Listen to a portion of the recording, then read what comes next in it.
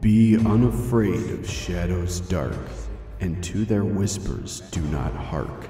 Unfriendly words you do not hear. No worry, trouble, loss of fear. No shadow falls upon your heart. We stand together, though apart. We stand together, ever winning. All our spells together spinning. For every end, a new beginning. Wealthy, healthy, happy, free. If this your will, so mote it be.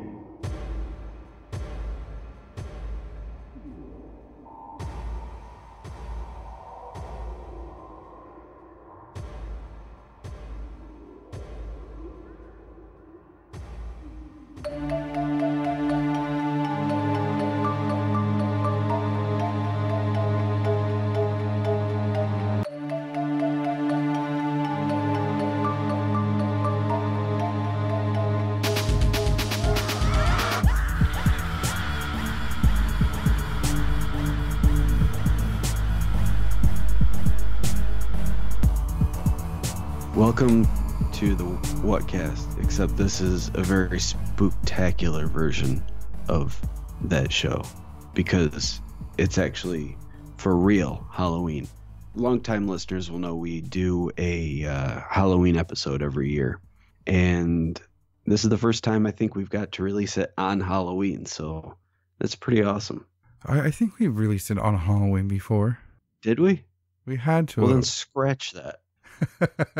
Yeah, that's true. We probably did because we used to release it just as a special, and now it's actually Halloween is on new show day, so it's two birds with one stone, which means we don't need to record a special episode because this is technically a regular episode.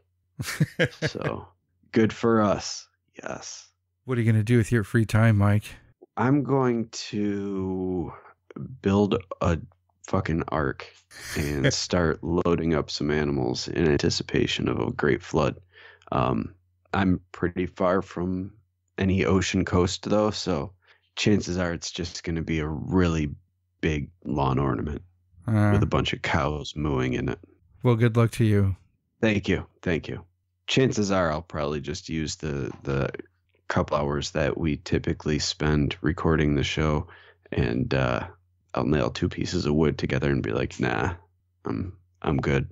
You're not much into gaming these days, huh? Dude, I have not played a game in so long. I dabble with games with my son. Like he just got Mortal Kombat XL, so we've been playing that together. And we play like the wrestling games together. But other than that, we don't really, I don't really play much anything anymore. I used to be really, really into gaming, and since Skyrim, nothing has really kept my attention. And I'm a huge Fallout fan. For some reason, I just never, I bought Fallout 4, and I just never really played it all that much. Dude, you can play that game forever. I know, and that's the beauty of it. And I got No Man's Sky. Played the shit out of that for like a month, and that was when it first came out. I heard it was really awesome now, and they added a whole bunch of shit to the game, and I enjoyed it back then. I just stopped playing it. I don't know. I don't have an excuse. I just kind of dropped out. More likely it's that my kids monopolize the video game systems, and by the time they go to bed, I'm too tired. Yeah, I bet. Yeah. What can you do? That's kids. So on this occasion of Halloween, it's one of my favorite seasons, and I've got many reasons. And what's your favorite part of this season, Mateo? Well, I mean, I'm sure it is just as much for you. It has a whole new feeling having children. Yeah, totally. For me, it was cool as a kid. It was my favorite part to dress up, become something else for an evening. I mean, maybe the day before at school if you're lucky. But now it's just watching my kids go through those things. Like my youngest is terrified of the costume store, like the spirit stores that pop up all over the place. Oh, really? She is, I have to carry her through that place, but she wants to test herself and will literally drive around going to different spirit stores. And she's like, I don't give a crap. I'm going in there this time. And we get, I mean, do it. she won't even walk in the door. I'm Is like, it the costumes? it's those automated things. Oh, okay. Like the decoration things. Yeah, it's the Five Nights at Freddy's generation. I guess that's what they get. Yeah, that's true. When I was a kid, we had this store in upstate New York. I think it was just this one store, but it was called Switz's. And you'd go in there on Halloween, and they had the most badass setup that you could ever think of a place having for Halloween. They had this, I think it was like 12 feet tall animatronic ogre, and all around him he had these like rotting skeletons or zombies or whatever. And I think it was a band that he had around him, like they'd play like flutes and horns and shit. And it was all animatronic, and he would talk and you could hear him throughout the entire store. And oh my God, he just never shut up. And it was so awesome. That's awesome. I mean, it was just so fucking cool. These things were actually playing music. They were moving, and then he was talking the whole time, and he had fucking severed heads hanging from his neck. Coolest shit ever. Being a kid in the 80s was the best. Yeah, I mean, even in the past few years, you can see what they have. In my opinion, in the Halloween stores, they're toned down a lot more. But I mean, just a few years ago, walking around those things, just at some of the props they have, I'm like, Jesus Christ. Isn't this shit about candy? Relax. I remember going into Spencer's Gifts around Halloween time, and it was always so fucking cool. They had so much awesome shit in there. I went into one probably 2 weeks ago, and they had like 2 racks with masks on it, and that was it. They didn't have any of the other cool shit. They didn't have like this huge mask display. It was like some shitty novelty mask, and it, I used to love that shit. And now I don't even know if there's a quick creak in the door. You goddamn. Hey, it's a ghost. It's a spooky ghost. No, it was a black cat though. Ah. So, yeah. I live with one, so it's constantly crossing my path. That would explain a lot about my life though. Fucking Oscar the jerk. But it's got to be different out there though, because like around here we get the changing colors of the leaves and everything. So it's like the whole atmosphere takes on a whole different vibe. The temperature drops considerably. We have yellow and orange and red leaves and people growing pumpkins and shit. It's awesome. Yeah, it's my favorite time of year as well. Not just because of Halloween, but like you said, the season. So you don't take your kids trick-or-treating, right? Oh, no, I do. I just take all their candy and replace it with candy that I bought at a store. Oh, that is so lame, Mateo. So lame. I go for broke. I get all the good candy. I give them better candy than they'd get. Well, then why bother? Because they still like going around and dressing up and shit. So why don't you just let them keep the candy? Because it's such a waste of delicious candy, Mateo. every year when I come home from Halloween, I get sad because I know you're throwing away a shit ton of candy. And I'm like, that could be candy in my belly. I check it all for, if it's cool. Like if it's like a pack of Skittles where it's a pouch, I squeeze it and make sure it's airtight. That's okay. We'll go through it like that. But did you know that whole Halloween candy being poisoned and whatnot that's happened on 0 occasions? No, it actually has happened. It has? Yeah, the Text Files did a great episode on it. Wasn't it acid though and not poison? No. No? Poison, yeah, poison candy. Oh my God. This dude who is a fucking total dickhead, obviously, but these kids went out trick-or-treating. He took the kids. One of the treats they got were those huge pixie sticks. Oh, no, yeah, but that wasn't a kid getting that on Halloween. That was his dad killing his son. No, it was on Halloween. I mean, Yeah, I know, but it wasn't. He didn't get it trick or treating. His father tried to stage it that it was trick or treating, but his father was the one that poisoned his son. It wasn't some random dude giving out poison candy. That's true. Okay. So, yeah, but I do believe there is there was a case of someone giving out acid dosed candy. Yes, I've seen stories, and the way they do stories now, I mean, it's so easy to fake like a internet story headline type image, but it was about somebody passing out pot brownies and not telling people. Yeah, that's not cool. No, that's fucked up. Yeah, not to mention it's a waste. Like you use it for something constructive, guys. Imagine how much weed it took to make the brownies. Yeah, Come on. yeah. What the hell? That's such a waste. You guys are assholes. Don't you know there's kids without weed on the streets, and you're just fucking wasting it on Halloween for people that aren't even going to appreciate it. You should be ashamed of yourself. For all of you assholes that are listening that want to hand out weed food or acid candy, before you hand it out, put it in a big box and mail it to me. Yep. We will give you an address. Watch, somebody's going to send you like a box of turds.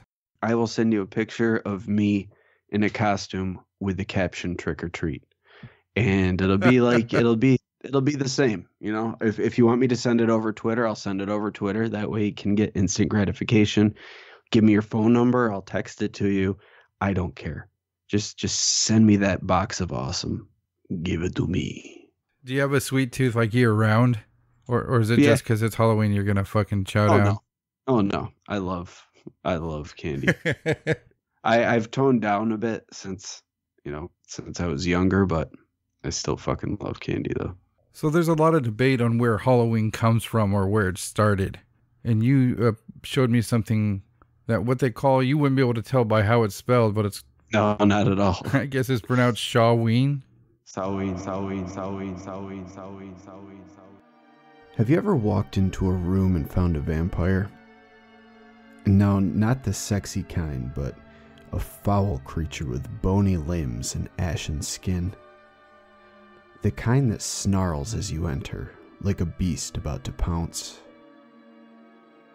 The kind that roots you to the spot with its sunken, hypnotic eyes, rendering you unable to flee as you watch the hideous thing uncoil from the shadows.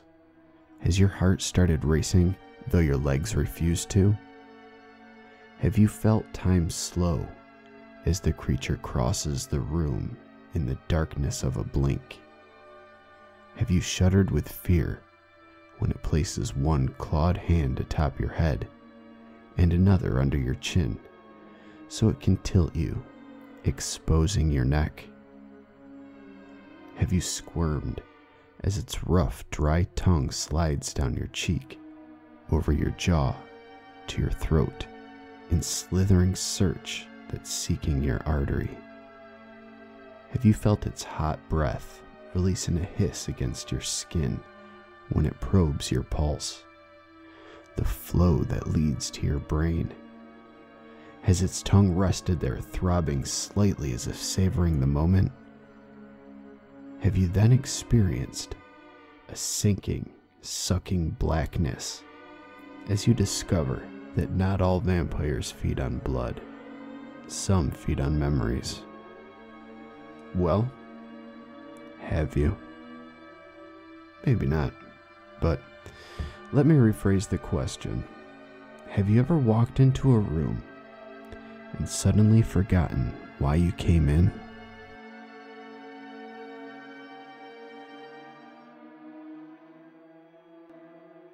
Samhain. I said Shawween. Yeah. I still blew it. You still blew it. That's cool, man. It's Gaelic.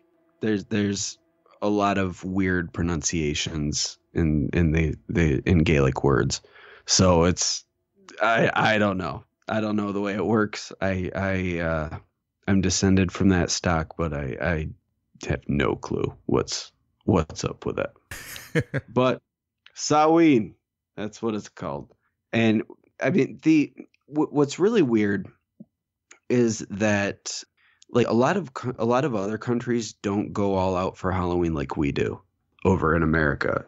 For us over here, it's a whole different thing than you'll find another. And I think some of the younger folks in other countries are kind of picking up some of our traditions, like big costume parties and things like that. But I mean, all that shit goes way back though, but it's just not celebrated in that way around the world anymore, unless you're like a pagan or something and you're doing it for religious purposes.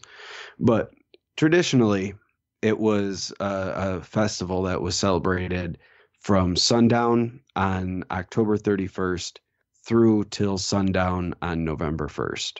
And the reason was because the Celtic Day started at sunset, but it also ended at sunset. And this period in time was about halfway between the autumn equinox and the winter solstice. And there were a few times of the year, according to the ancient Celts, that the veil between our world and the spirit world was easier to cross. And maybe the spirit world isn't accurate, but They called it the other world. yeah, right. And it's basically, they believed that this allowed fairies and other spirit beings, elementals, things like that, to cross over into our world. Yeah, I read a quote that explained it as a liminal time, where the boundary between this world and the other world could more easily be crossed. So it's like the thinning of the veil that you always talk about. Right. Basically, they believed that this time of year turned their world into the Skinwalker Ranch. And it's interesting to point out that this so-called first incarnation of Halloween, they celebrated by bonfires, guising, which is dressing up, what they call mumming. I knew that they would reenact stories, but I didn't know it had the name of mumming. Yeah. Feasting and divination. So instantly we have all the spooktacular stuff. Well, yeah, the practice of magic, right? Yeah. And they also, during this period, because they believed there was the thinning of the veil, they would have these huge feasts, and they would invite the souls of their deceased relatives to come join them, and they would set a place at the table for them, and it was like this big party. And you'd have there'd be people dressing up as either ghosts or as the fae folk, and they would go from door to door requesting food. And often they would, in exchange for some food, they'd tell a story or sing a song or, something like that.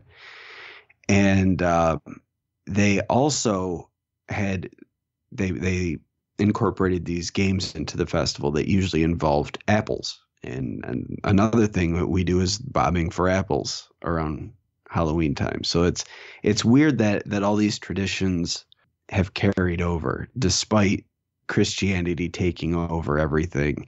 It's still, even among Christians, it's celebrated. And as the Christians did in the old days with the pagans, they kind of incorporated this festival into a holy day. So traditionally, the Christian faith had All Saints' Day in May, but in the 9th century, it was changed to November 1st. And then the day after became All Souls' Day. Yeah, I remember you mentioning that a few episodes ago about how the Christian church would do that when they're doing like converting. Like, oh shit, Yeah. that you do that, we do something similar.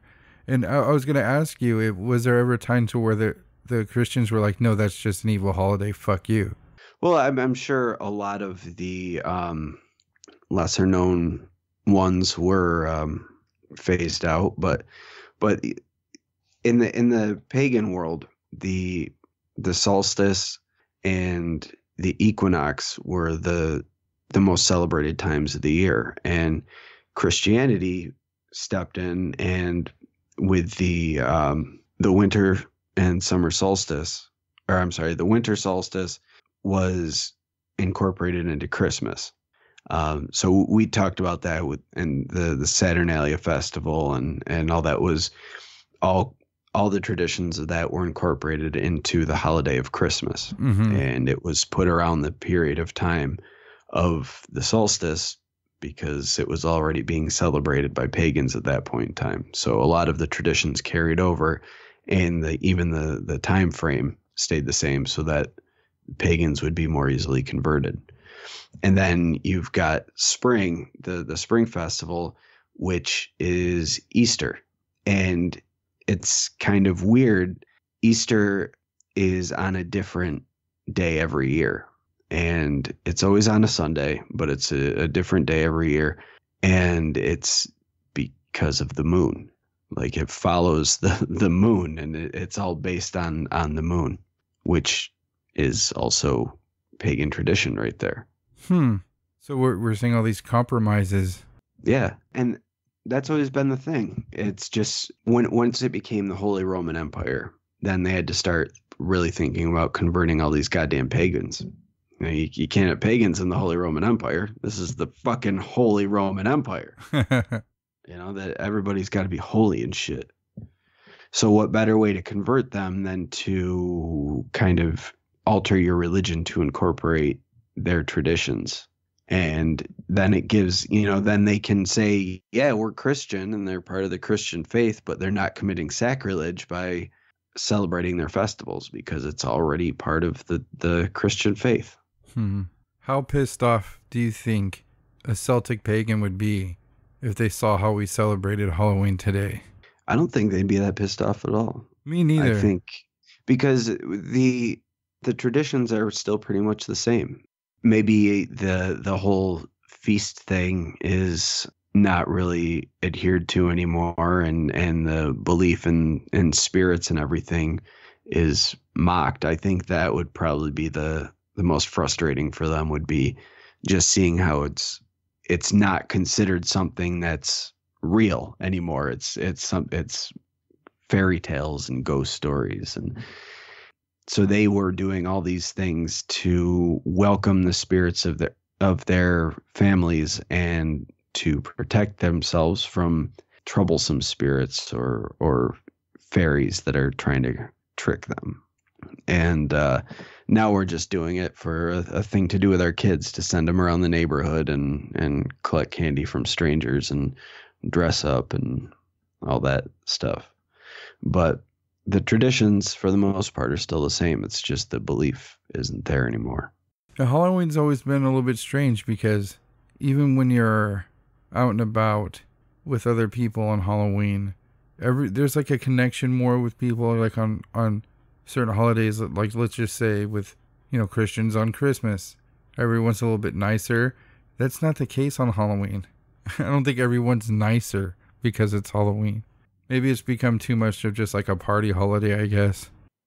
Yeah, I think so as well. And I think it's either a time for adults to kind of let loose and do crazy shit because they're in a costume, you know, get drunk and fuck shit up, or it's for the kids.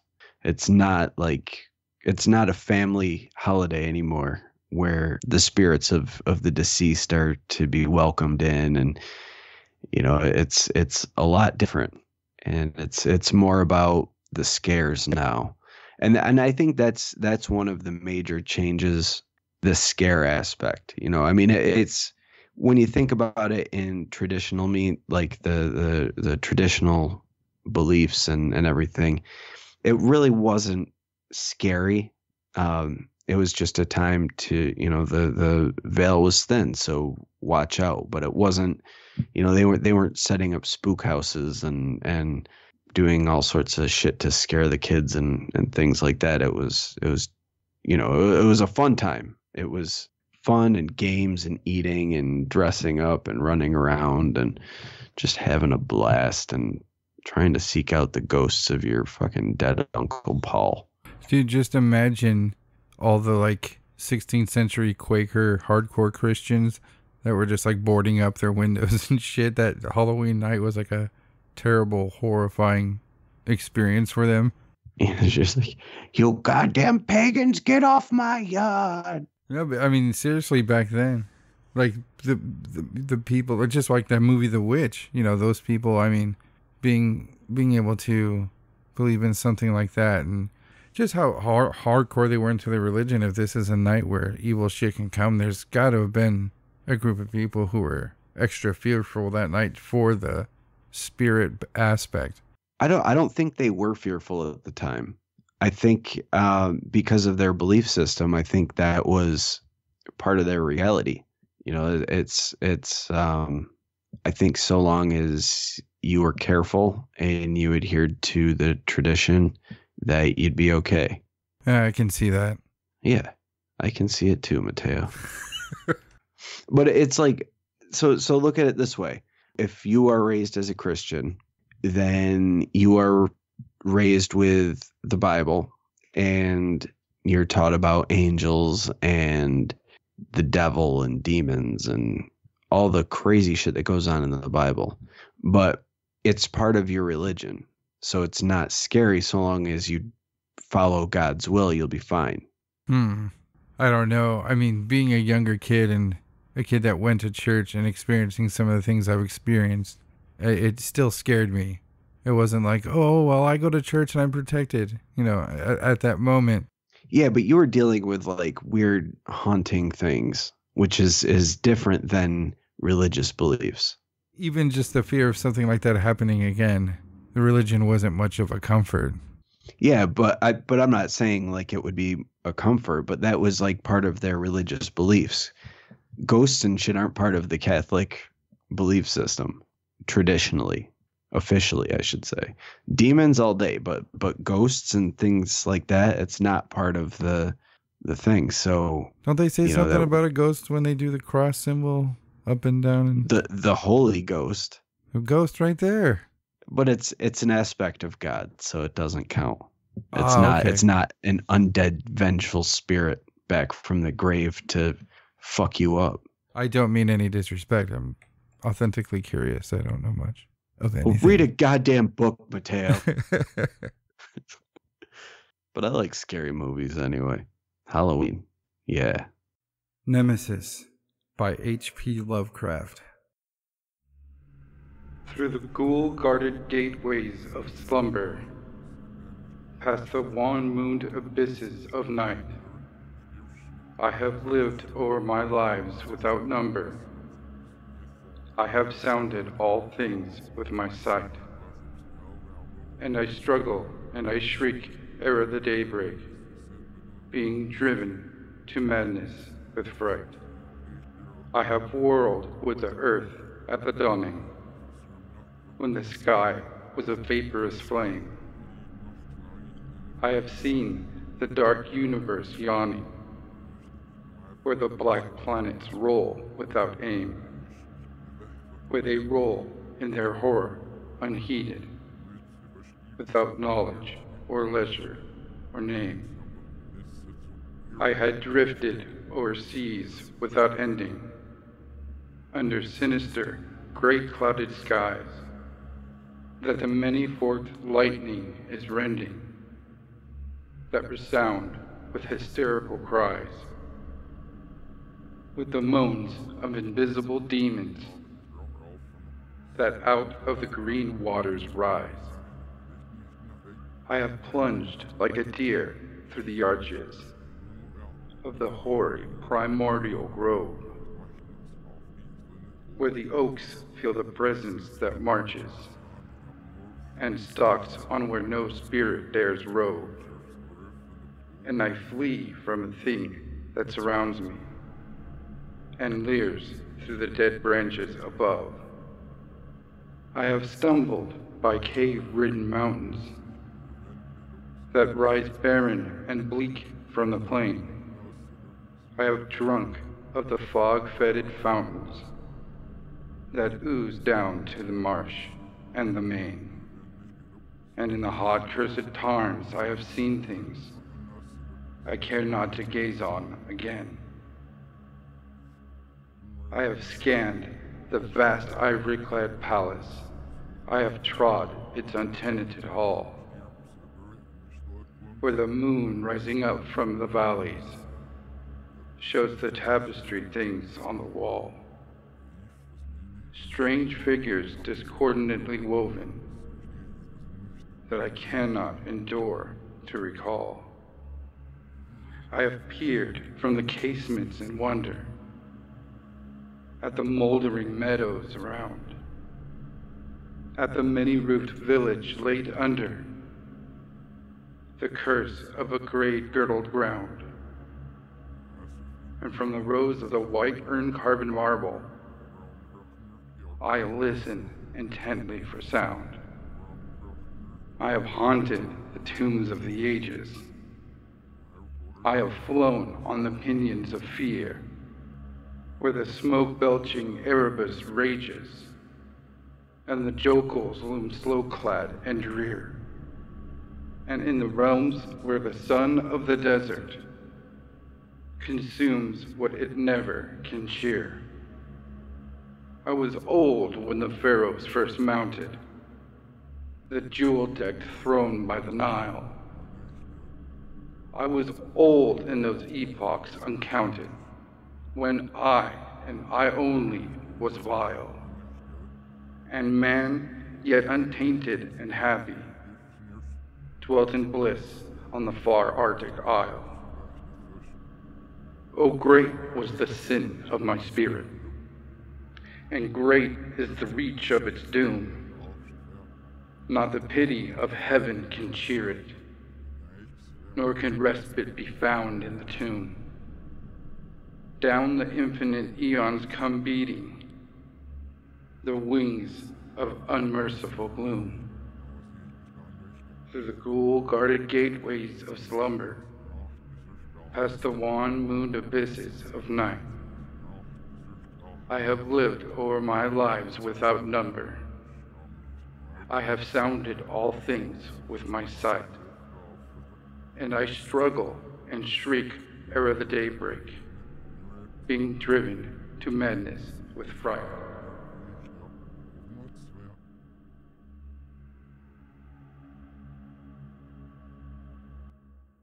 Thank you for listening to the Whatcast.